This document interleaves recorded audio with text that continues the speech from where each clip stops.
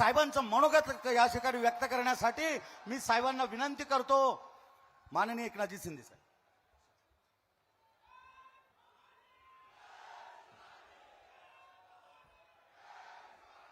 छत्रपती शिवाजी महाराज की जय. भवानी.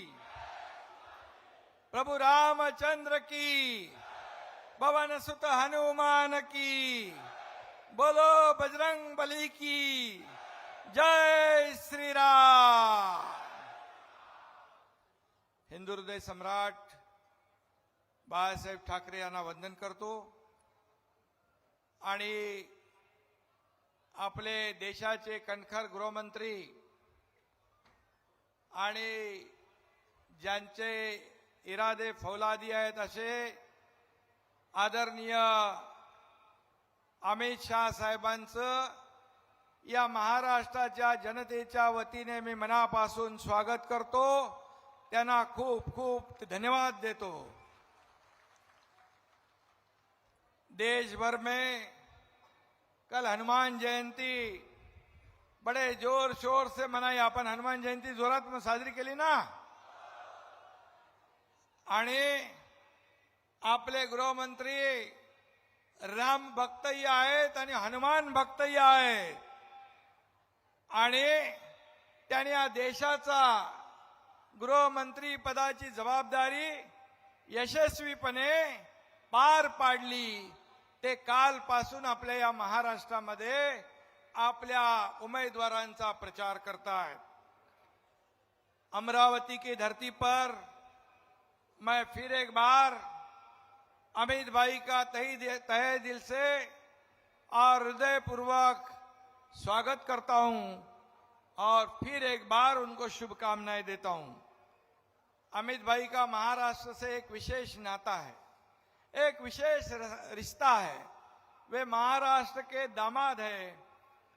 कुछ नेता हाल ही में महाराष्ट्र में दिखाई पड़ रहे हैं कि अपने बहू के नाम पर उंगलियां मोड़ लेते हैं. लेकिन जाने दो उनको. लेकिन हम दामाद का मान सम्मान करने की महाराष्ट्र की परंपरा को कभी नहीं छोड़ेंगे, क्योंकि महाराष्ट्र एक परंपरा, एक संस्कृति आगे बढ़ाने वाला राज्य है.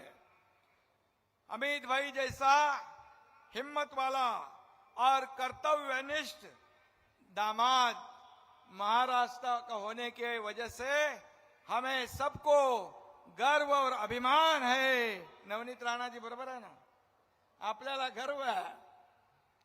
आणि महायुति के उम्मीदवार नवनीत राणा भी हनुमान भक्त है और रवि राणा भी है.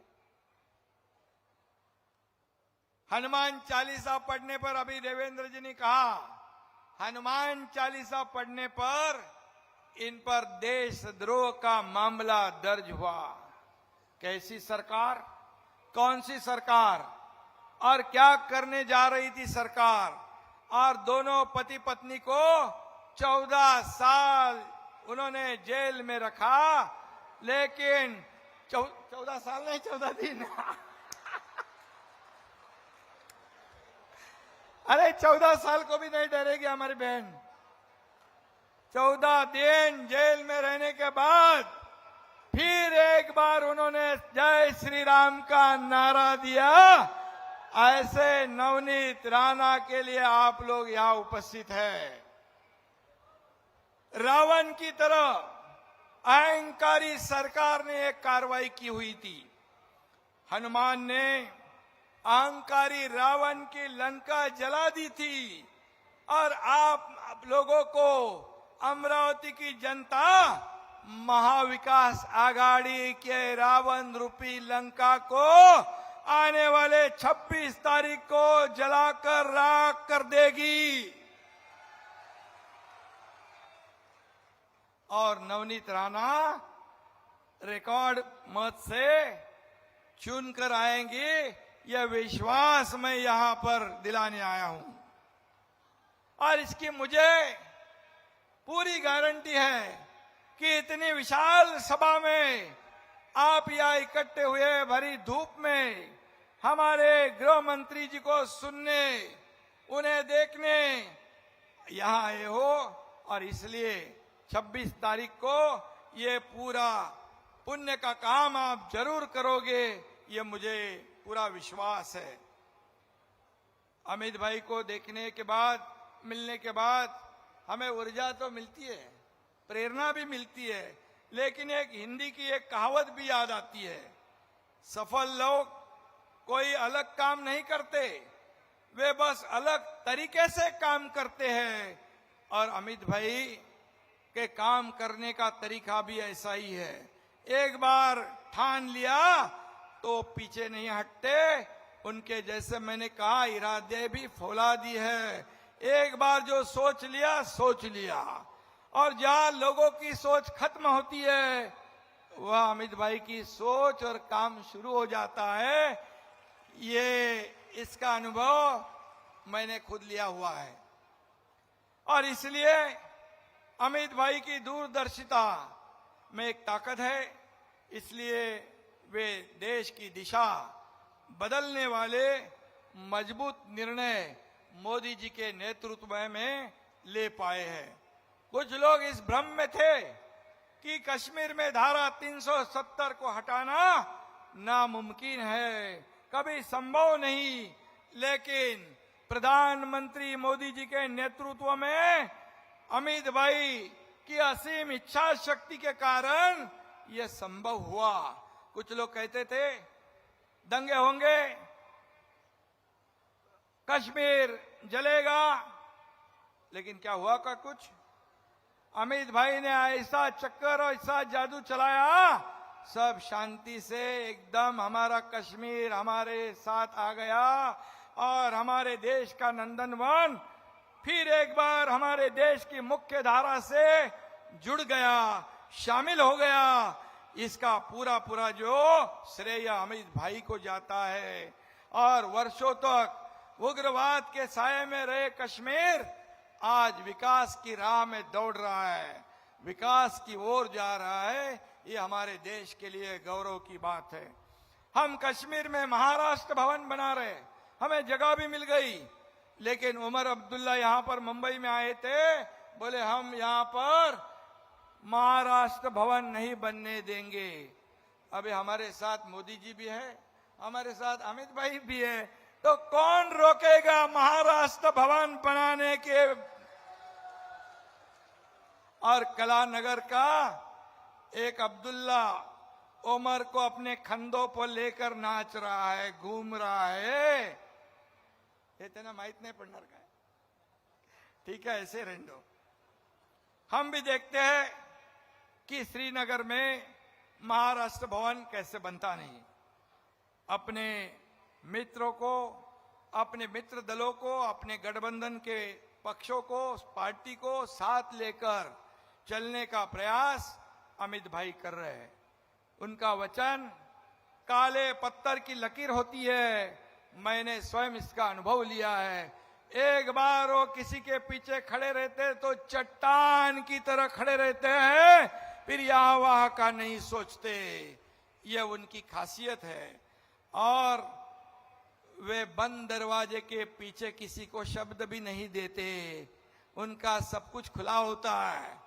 लेकिन सत्ता की लालच में बाला साहेब की झूठी कसम खाकर हिंदुत्व का गला घोटने वालों को भी अमित भाई कभी छोड़ते नहीं, ना छोड़ेंगे, ये भी मैं बता रहा हूं।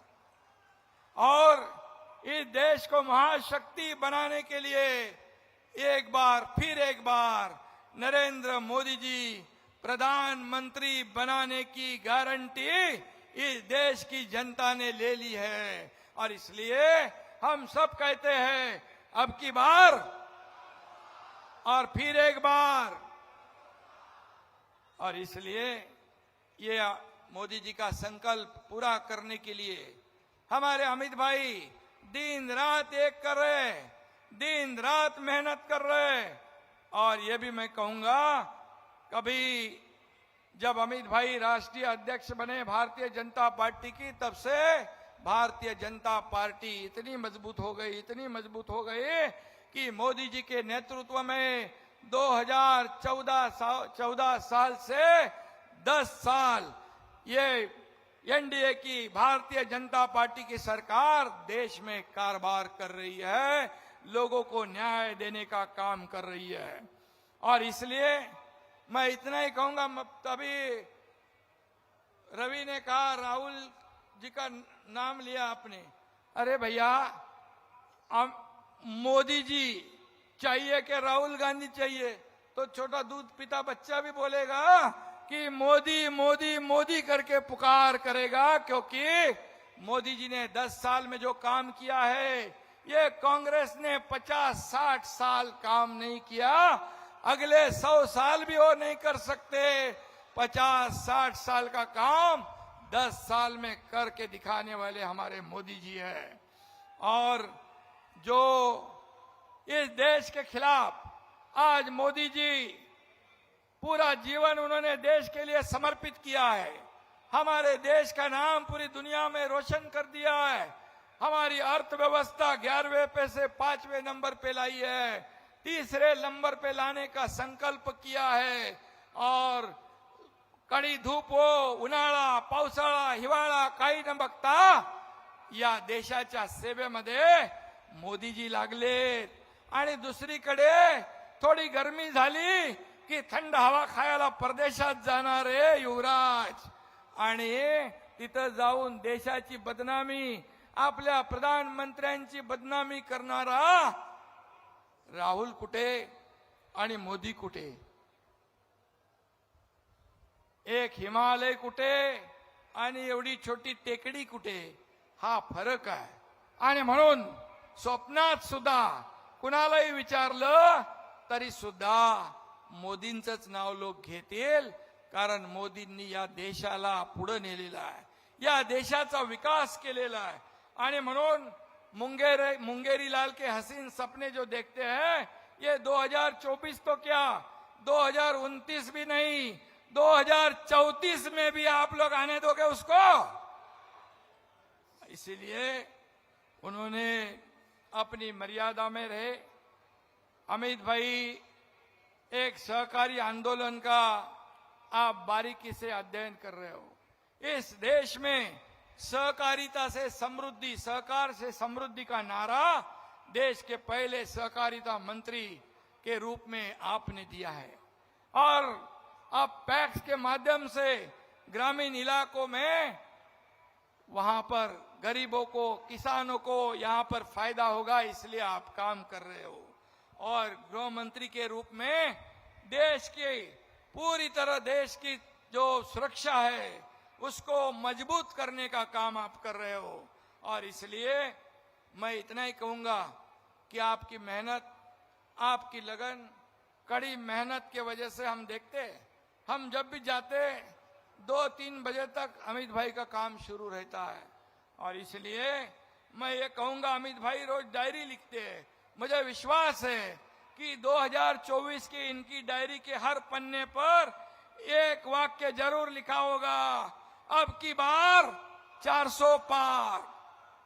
और 4 जून को जब लोकसभा के नतीजे आएंगे तो अमित भाई की अपनी डायरी के पन्नों पर लिखेंगे, अब की बार 400 पार हो गया साकार। और यह हमारे अमित भाई का काम है। और हमें सबको महाराष्ट्र को गर्व है, नाज भी है।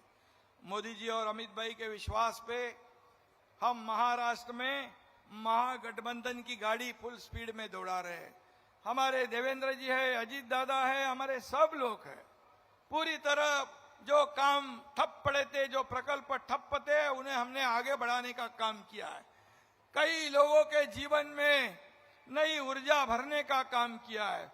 किसान हो, महिला हो, गरीब हो, युवा हो, बुजुर्ग हो, सबके लिए योजना बनाने का काम हमारी सरकार ने किया हुआ है। और इसलिए आज मैं इतना ही कहूंगा कि ये जो 10 साल में देश में हुआ काम और 2 साल में यहां पर राज्य में हुआ काम, ये काम के जरिए विकास के मुद्दे पर हम चुनाव लड़ रहे हैं। और इसलिए जनता का विकास मोदी गारंटी पर है। अन्य सभी गारंटी फेल हो चुकी है। देश में एक ही गारंटी चलती है, कौन सी गारंटी है? मोदी गॅरंटी।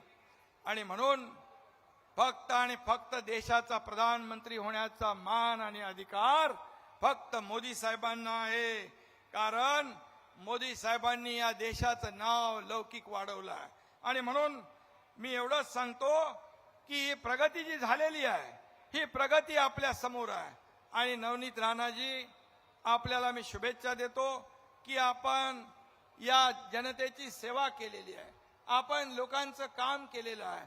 काही लोक जे उभाटा आहे, महाविकास आघाडी आहे, एका महिलेला कुठले अपशब्द वापरतात, कुठले त्यांचा अपमान करतात। आम्ही जेव्हा गुवाहाटीला होतो तेव्हा आमदारांचा पण अपमान त्यांनी केला, अश्लील भाषा वापरली। अशा लोकांना तुम्ही मतदान करणार का? आणि म्हणून जी जिगरबाज आपली शेरनी वाघीने, तिच्या मागे 26 तारखेला खंबीरपणे आपण उभे राहा, एवढंच आपल्याला मी सांगायला आलो। बाकी इकडे तिकडे काही बघायचं नाही। महायुती म्हणजे महायुती। आणि म्हणून सगळे आपली शिवसेनेची ताकद, अडसूळ इकडे आहे अभिजित, शिवसेनेची पूर्ण ताकद या नवनीत राणांच्या पाठीशी उभी करा। आपल्या शिवसेना, भारतीय जनता पार्टी, राष्ट्रवादी, रिपाई, आरपीआय, मनसे, सगळी ताकद आपली एकजूट। आता 2च दिवस आहेत, या 2 दिवसात डोळ्यात तेल घालून आपण काम करा आणि 26 तारखेला नवनीत राणांच्या कमळाच्या बटनाच्या समोर आपण मतदान करा। कमळ निशाणी आपली आहे आणि म्हणून कमळाचं बटन दाबून नवनीत राणा यांना पुन्हा एकदा दिल्लीला पाठवा, एवढीच विनंती आपल्याला करतो। धन्यवाद। जय हिंद, जय महाराष्ट्र, जय श्रीराम। धन्यवाद साहेब। आम्ही अमरावतीकर आपणाला शब्द सुद्धा देतो, कारण ज्या धर्मयुद्धाचं आपण हे सगळं करतायत, यानंतर आपल्या देशाचे लाडके नेते आदरणीय अमितजी शहा साहेब आपल्याला संबोधित करत आहेत। साहेबांचं जोरदार टाळ्या वाजून या ठिकाणी आपण स्वागत करूया। मेरे साथ बोलिए, भारत माता की। क्यों भाई, क्या हो गया आप लोगों की आवाज को? मोदी जी को तीसरी बार प्रधानमंत्री बनाना है या नहीं बनाना है? 400 पार करना है या नहीं करना है? बहन नवनीत राणा को फिर से सांसद बनाना है या नहीं बनाना है? तो ऐसी आवाज नहीं चलेगी अमरावती वालों। मेरे साथ दोनों हाथ उठाओ, सभी लोग हाथ उठाए, अंत तक विजय के संकल्प की मुट्ठी भीजिए और प्रचंड आवाज से बोलिए, भारत माता की, भारत माता की, जय श्री राम, जय जय श्री राम। एक बार शिवाजी महाराज का जयकारा लगाइएगा, बोलिए जय शिवाजी, जय जय जय जय जय शिवाजी, जय जय जय जय जय भवानी। मंच पर उपस्थित महाराष्ट्र के भैया, टीवी वाले सारे बैठ जाओ, सेट कर भाई, टीवी वाले सारे सेट कर बैठ जाओ जरा। अमरावती वालों को देखने दो मुझे।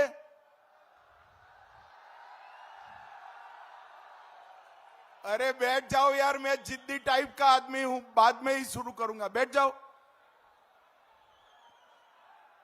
महाराष्ट्र के लोकप्रिय मुख्यमंत्री श्रीमान एकनाथ शिंदे जी, हमारे नेता और उप मुख्यमंत्री देवेंद्र फडणवीस जी, श्री प्रवीण पोटे जी, अनिल बोंडे जी, विश्वास पाठक जी, रवि राणा जी, प्रकाश भारसाकड़े जी, बापू साहेब देशमुख जी, प्रताप दादा अड़सड़ जी, मोहन दादा करंजेकर जी, श्री जनार्दन पंत जी, श्री दयाराम झिरगा बेलसेरे जी, श्री साईं राजेश मोरडिया जी, और आज जिनको जिताने के लिए मैं आया हूं, हमारी लोकप्रिय प्रत्याशी बहन नवनीत राणा जी और रामदास तड़स जी।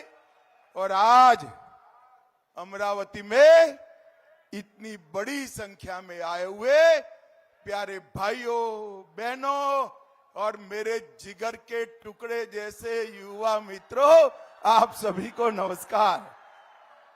सबसे पहले मैं अंबा देवी मंदिर आई एकवीरा देवी को सर झुकाकर मेरी बात की शुरुआत करना चाहता हूं। महाराष्ट्र की भूमि पर आया हूं, जिन्होंने फिर से एक बार इस देश को हिंदू पद पातशाही देने का काम किया। वो इतिहास के अमर पुरुष छत्रपति शिवाजी महाराज को मैं प्रणाम कर कर मेरी बात की शुरुआत करना चाहता हूं।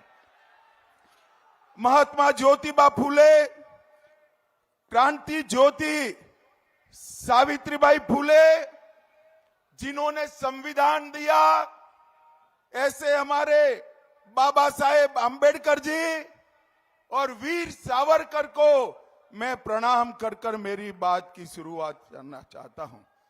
भाई और बहनों, अभी अभी मैं अपील करने वाला हूं, आप जरा जोर से हाँ ना बताइएगा। मैं आज अमरावती में कहने आया हूं कि नवनीत राणा के नाम के सामने कमल का निशान है, वो कमल के निशान पर आप वोट देंगे क्या? अरे जोर से बोलो, देंगे क्या? देखो भाई, नवनीत राणा के नाम के सामने कमल के निशान पर वोट देने का मतलब है आपका एक एक वोट नरेंद्र मोदी को प्रधानमंत्री बनाने जा रहा है। आपका एक एक वोट इस देश को आतंकवाद से, नक्सलवाद से मुक्त करने के लिए जा रहा है। और आपका एक एक वोट इस देश को संसार में तीसरे नंबर का अर्थतंत्र बनाने के लिए जा रहा है। और भाइयों और बहनों, आपका एक एक वोट देश प्रेमी और देश विरोधियों की लड़ाई में देश प्रेमियों के पक्ष में जा रहा है। आपका एक एक वोट परिवार का राज्य चाहने वाले और राम राज्य चाहने वालों के बीच की लड़ाई में राम राज्य के पक्ष में आपका एक एक वोट जा रहा है। भाइयों और बहनों, 10 साल में नरेंद्र मोदी जी ने इस देश के विकास के लिए ढेर सारे काम किए हैं। कई सारे काम है, मगर कुछ काम ऐसे हैं जो मोदी जी के अलावे हो ही नहीं सकते। अमरावती वालों, बताओ मुझे, अयोध्या में राम मंदिर बनना चाहिए था या नहीं बनना चाहिए था? अरे जोर से बोलो, बनना चाहिए था या नहीं बनना चाहिए था? एक कांग्रेस वाले 70 साल तक राम मंदिर को अटकाते रहे, भटकाते रहे, लटकाते रहे। मोदी जी ने 5 ही साल में केस भी जीता, भूमि पूजन भी किया और प्राण प्रतिष्ठा कर कर जय श्री राम कर दिया। और भाइयों बहनों, देखिए, ये अपने आप को शिवसेना के अध्यक्ष मानने वाले उद्धव ठाकरे जी को निमंत्रण दिया। ये नकली शिवसेना अध्यक्ष प्राण प्रतिष्ठा में नहीं गए सोनिया गांधी के डर से। शरद राव को भी निमंत्रण दिया, उन्होंने कहा तबीयत खराब है, मैं नहीं जाऊंगा। अब भाई, चुनाव में कैसे घूम रहे हो? जाना चाहिए था या नहीं जाना चाहिए था? अरे राहुल बाबा को भी निमंत्रण दिया, अभी अमरावती आए। राहुल बाबा, अमरावती में कोई सुनने वाला नहीं है, पहले अयोध्या जाकर दर्शन करने आओ तो कोई देश में आपको सुनेगा। इन लोगों ने मंदिर को तो रोक कर रखा, प्राण प्रतिष्ठा में न जाकर भगवान प्रभु श्री राम का अपमान करने का काम इन्होंने किया है। भाई और बहनों, मोदी जी ने केवल राम मंदिर नहीं, औरंगजेब ने तोड़ा हुआ काशी विश्वनाथ कॉरिडोर बनाया, आपदा में बर्बाद हुए केदार धाम और बद्री धाम का पुनरुद्धार किया, और सोमनाथ का मंदिर भी फिर से सोने का बन रहा है।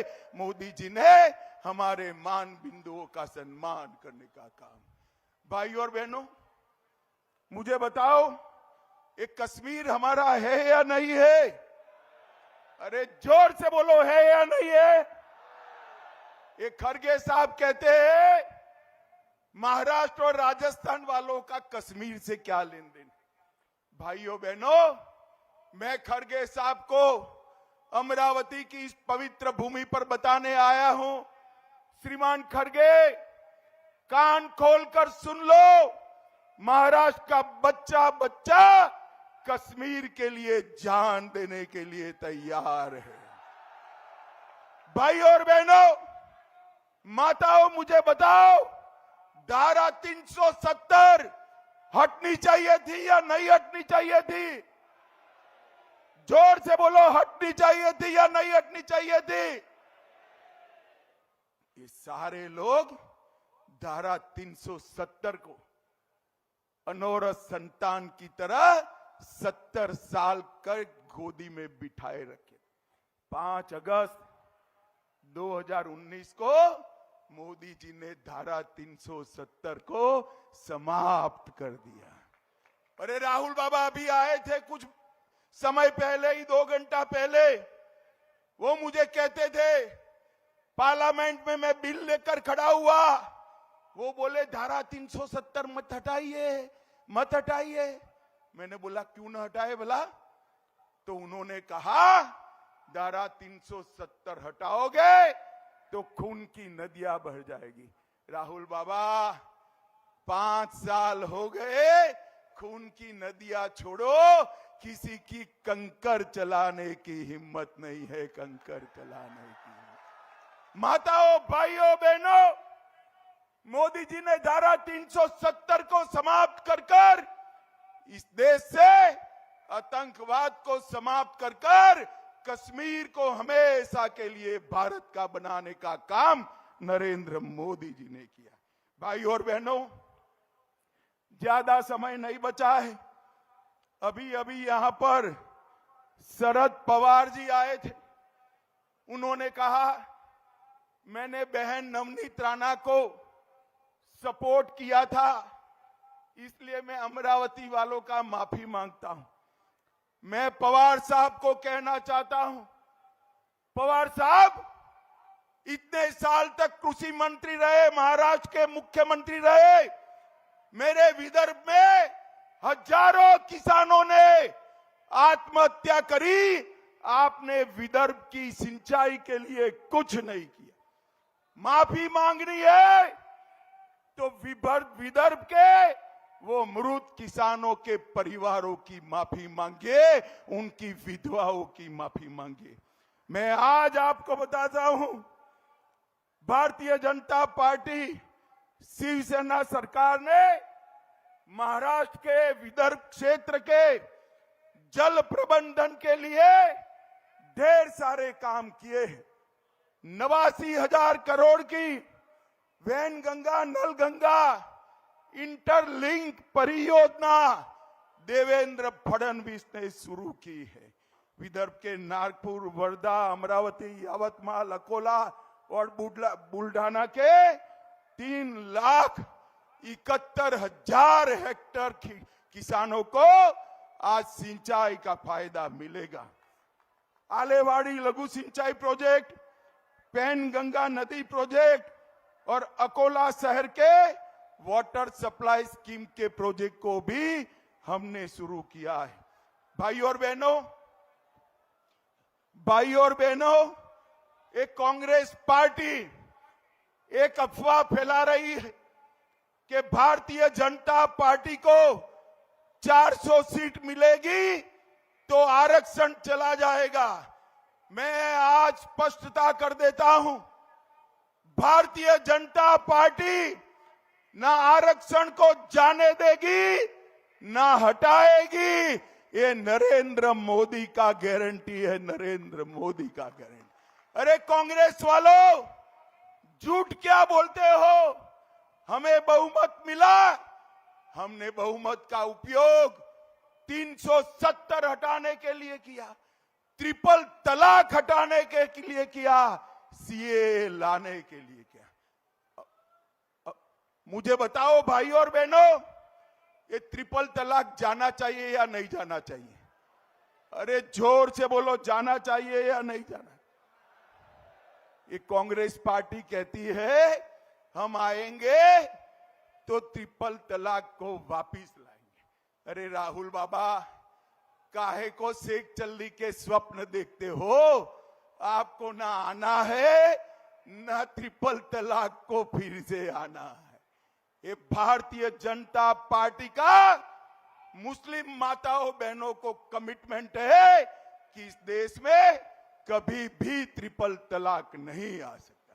भाई और बहनों, बारिश शुरू हुई है, मैं लंबी बात करना नहीं चाहता।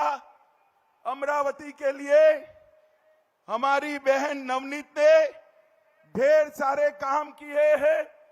750 करोड़ का सड़कों का काम, 500 करोड़ का अर्बन डेवलपमेंट का काम, 77,000 घर पूर्ण किए, 6 लाख लोगों को आयुष्मान भारत का फायदा मिला, 38 लाख कोरोना के टीके लगे, 1,60,000 गैस के कनेक्शन बांटे, 2 लाख घरों तक नल से जल पहुंचाया, 3 लाख किसानों को हमने किसान सम्मान निधि दिया और बांडूरा गांव में रेलवे वैगन फैक्ट्री भी बनी। अंत में मैं एक ही बात कहना चाहता हूं, ये अद्भुत नजारा देखिए, बारिश में सर पर कुर्सी रखकर लोग मोदी जी के लिए भीगने को तैयार है। भाई और बहनों, मोदी जी की इस लोकप्रियता को कोई नहीं पहुंच सकता।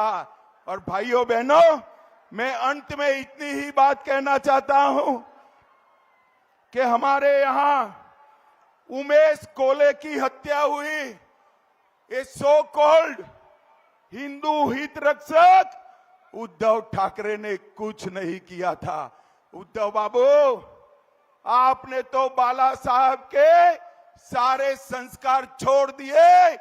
मैं आपको बताता चाहता हूं, हमारे एकनाथ शिंदे जी बाला साहब के संस्कार को लेके आगे बढ़े हैं और महाराष्ट्र में अब हमारी सरकार है। एकनाथ शिंदे और देवेंद्र फडणवीस की सरकार है। अब कोई उमेश की हत्या नहीं हो सकती, किसी की हिम्मत नहीं है। भाई और बहनों, मुझे जोर से बताओ, आने वाली 26 तारीख को कमल के निशान पर बटन दबाएंगे क्या? कुर्सी लेकर खड़े हैं वो भी बोले दबाएंगे, जरा कुर्सी उठाकर बोलो दबाओगे। भाई और बहनों, नवनीत राणा के नाम के सामने कमल का निशान है, उसको बटन तो दबाना है, मगर अमरावती वालों इतनी जोर से दबाना है कि बटन अमरावती में दबे और करंट इटली में लगे। मेरे साथ बोलिए, भारत माता की, भारत माता की, वंदे वंदे।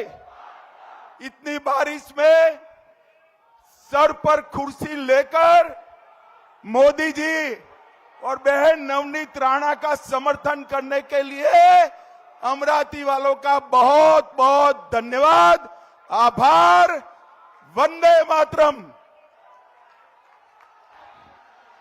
या ठिकाणी उपस्थित मान्यवरांचे, आदरणीय शहासाहेबांचे, आदरणीय मुख्यमंत्री महोदयांचे, आदरणीय उपमुख्यमंत्र्यांचे आणि सर्व मान्यवरांचे आभार व्यक्त करून हा कार्यक्रम या ठिकाणी संपला असे जाहीर करतो।